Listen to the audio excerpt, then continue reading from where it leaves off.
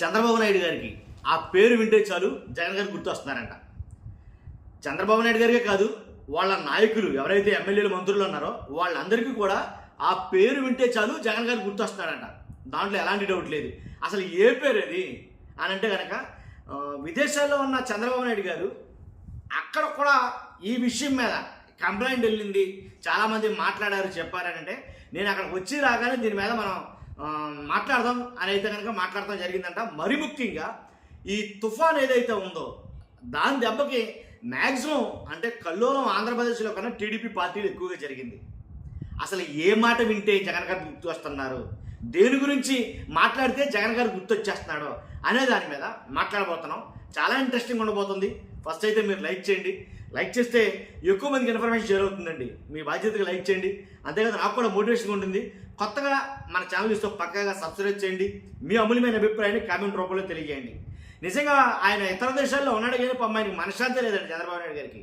ఎందుకంటే కూటమి పార్టీలో చాలా లొకలొకలు గొడవలు ఏంటి, ఒక పక్కనేమో తిరువూరు ఎవరైతే కొలిగిపూడి శ్రీనివాసరావు చిన్ని ఉన్నారో వాళ్ళిద్దరి మధ్య అసలు ఆ పంచాయతీ ఎంత తగిలిందో తెలుసు. వాళ్ళు దెబ్బలాడుకుని పార్టీ పరుగుని రోడ్డు మీద పడేస్తున్నారు. అదో పక్క. ఈ పక్కనేమో జగన్ గారు ఆయన చేస్తున్నటువంటి కొన్ని ఆరోపణలు ఇవన్నీ కూడా ఏంటి చంద్రబాబు నాయుడు గారికి ఇతర దేశాల్లో ఉన్నా ఇండియాలో ఉన్నా ఎక్కడున్నా సరే కట్టె మీద కునుకులు ఎక్కడో చేస్తున్నాయేమో. వీటన్నిటి ఒక ఎత్తు అయితే కనుక ఏవైతే కొన్ని మాటలు విన్నాడో చంద్రబాబు నాయుడు గారు అది ఖచ్చితంగా అంటే ఆ మాట వింటే చాలంట కానీ జగన్ గారు గుర్తొచ్చేస్తారంట. నేను శుక్రవారం వస్తామని చెప్పారు కాబట్టి ఆయన వచ్చిన తర్వాత శుక్రవారం నాడు ఒక సమావేశాలు కొన్ని విభాగాలకు సంబంధించి సమావేశాలు ఏర్పాటు చేశారు. ఆ సమావేశాల్లో అత్యవసర సమావేశాలు అనుకోవచ్చు, ఏమైనా అనుకోవచ్చు. ఆ సమావేశాల్లో ఎక్కువగా డిస్కషన్ జరిగింది దేని మీద అని అంటే కనుక రాష్ట్రంలో ఉండేటటువంటి వార్డు అదే గ్రామ అలాగే పట్టణ సచివాలయాలు, గ్రామ పట్టణ సచివాలయాల గురించి.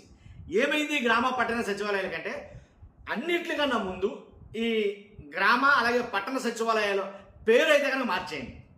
సచివాలయాలు వద్దు, అసలు ఆ పేరు వద్దు మాకు, ఆ పేరు మార్చేయండి మహాప్రభు అని చెప్పేసి రాష్ట్రంలోని కూటమి ఎమ్మెల్యేలు మంత్రులు చంద్రబాబు నాయుడు గారి దగ్గర మొరపెట్టుకున్నారంట. చంద్రబాబు నాయుడు గారికి కూడా అనిపించిందంట ఇదే విషయం. కాబట్టి అందుగురించే దాని మీద చర్చ అయితే జరిగింది. అంటే బయటికి తెలియకపోయినా చాలా మటుకు దీని మీద అయితే చర్చ జరిగిందని చెప్పేసి కొన్ని వార్తలు వెలువడుతున్నాయి. ఆ నేపథ్యంలో చూసుకుంటే కనుక ఎందుకంత ఇబ్బంది కలిగించింది కూడ ప్రభుత్వానికి గ్రామ పట్టణ సచివాలయాలు అని అంటే కనుక వాస్తవానికి మొన్న తుఫాను కార్యక్రమాలన్నీ సజావుగా చేస్తే అంటే తుఫాను కూడా చేతితో ఆపేసేటటువంటి శక్తి గల చంద్రబాబు నాయుడు గారికి కూడాను ఏంటి ఆ గ్రామ పట్టణ సచివాలయాలు తీరాన్ని దెబ్బేసాయని చెప్పాలి. ఎందుకంటే అవి జగన్ గారు కట్టించిన సచివాలయాలు. క్లియర్ ఎప్పుడు మీకు జగన్ గారు కట్టించిన సచివాలయాలు అంటే తుఫాను ప్రభావిత ప్రాంతాల్లో ఈ సచివాలయాల్లోనే షెల్టర్ ఇవ్వాల్సి వచ్చింది చాలామందికి. తుఫాను ప్రభావిత ప్రాంతాల్లో ఈ సచివాలయాల్లోనే పైన మైకులు పెట్టి తుఫాను ప్రభావం గురించి చెప్పాల్సి వచ్చింది.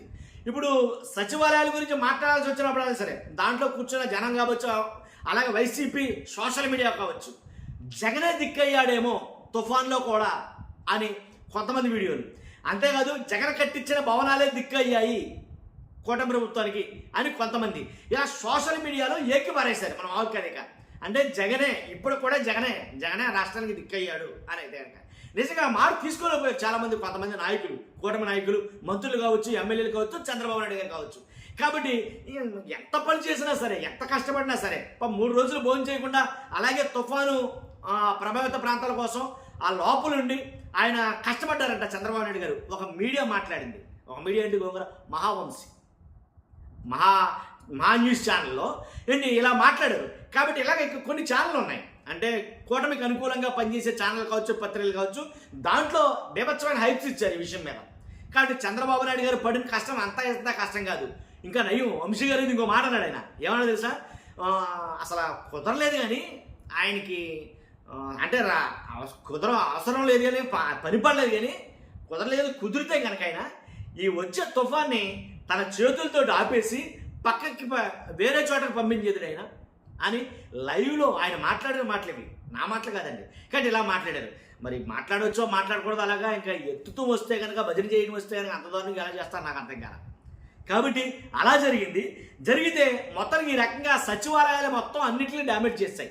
ఆయన చేతులతో ఆపినా ఈయన కాళ్ళతో చెప్పినా దేంతో చెప్పినా మొత్తానికి తుఫాను ఏదైతే మోంతా తుఫాను మొత్తం జగన్ గారి మీదే, ఆ క్రెడిట్ అంతా జగన్ గారికి వెళ్ళింది. ఎందుకని సచివాలయాలు కావచ్చు, బాగు చేసిన నాడు నేడు స్కూళ్ళు కావచ్చు, వాటిలోనే శిబిరాలు ఏర్పాటు చేయడం, ఈ తుఫాను బాధితులందరికీ వాటిలోనే శిబిరాలు ఏర్పాటు చేయడం ద్వారా ఆ క్రెడిట్ మొత్తం జగన్ గారు కొట్టేశాడు అని అన్న ఒక భావన అయితే ఉంది కూటమి నాయకుల్లో కావచ్చు, అధినాయకుల్లో కావచ్చు.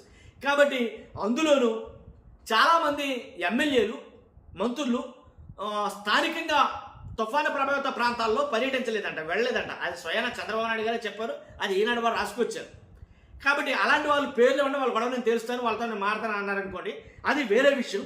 కానీ ఈ గ్రామ ఏదైతే వార్డు పట్టణ సచివాలయాలు ఉన్నాయో ఇవి తీవ్ర ఇరకాటం పెడుతున్నాయి చంద్రబాబు నాయుడు గారికి కావచ్చు, పవన్ కళ్యాణ్ గారికి కావచ్చు, నాయకులు కావచ్చు. కాబట్టి వాటిని స్వర్ణాంధ్ర కేంద్రాలుగా మార్చేయండి ఇలా డిసైడ్ చేశారు. అర్థమైంది మీకు? వాటిని స్వర్ణాంధ్ర కేంద్రాలుగా మార్చేయండి. ఈ మార్చేదేదో అంతకుముందే మార్చేస్తే నాకు ఈ తెప్పులుండేవి కాదు కదా అని చాలామంది నాయకులు మాట్లాడతారంట. ఎందుకని? మొన్న తుఫాన్లో మేము ఎంత కష్టపడ్డాం ఏంటి, మీరు ఎంత కష్టపడ్డారు, కానీ మన కష్టం అంతా మొత్తం జగన్ గారి దోషుల్లో పోసినట్టు అయిపోయింది. ఎందుకంటే కనుక వార్డు సచివాలయాలు, పట్టణ సచివాలయాలు ఏవైతే ఉన్నాయో ఆ సచివాలయాల్లోనే షెల్టర్ ఇచ్చాం, ఆ సచివాలయాలు జగన్ కట్టించిన బిల్డింగ్లోనే దిక్కయిందని చెప్పేసి మాట్లాడుతున్నారు. అర్థమైంది కదా మీకు? కాబట్టి వాటిని మాత్రం స్వర్ణాంధ్ర కేంద్రాలుగా మార్చేయండి మహాప్రభు అని చెప్పేసి వాడు మాత్రం ఎత్తులోరు కొట్టుకుని మరీ చెప్తున్నారట.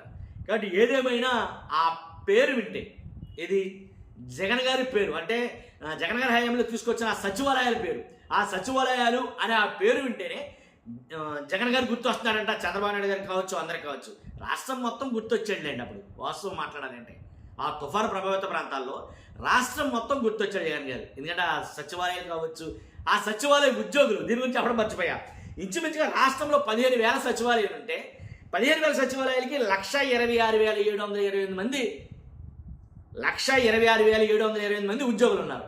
ఇక ఈ ఉద్యోగులు చేసే పని ఉద్యోగులతో చేయించుకున్నా సరే అది జగన్ గారి ఉద్యోగులే. వాళ్ళం పార్టీ మారిపోయింది, అధికారం మారిపోయింది, 17 నెలల సుమారు పైన జరుగుతుంది. ఆ ఉద్యోగులు సచివాలయ ఉద్యోగులు జగన్ గారి ఉద్యోగులే, జగన్ గారు తీసుకొచ్చిన వాళ్ళే. కాబట్టి వాళ్ళు చేసిన ఆ సచివాలయాల్లో చేసినా ఏం చేసినా ముందు వాళ్ళ పేర్లు మార్చేయండి. ఎందుకంటే సచివాలయ ఉద్యోగులు చాలా బాగా ఎఫెక్టివ్గా పనిచేశారు. వాస్తవంగా మంతా తుఫాను మొత్తం కూడా సచివాలయ ఉద్యోగుల చేతుల మీదే వెళ్ళిందని చెప్పాలి.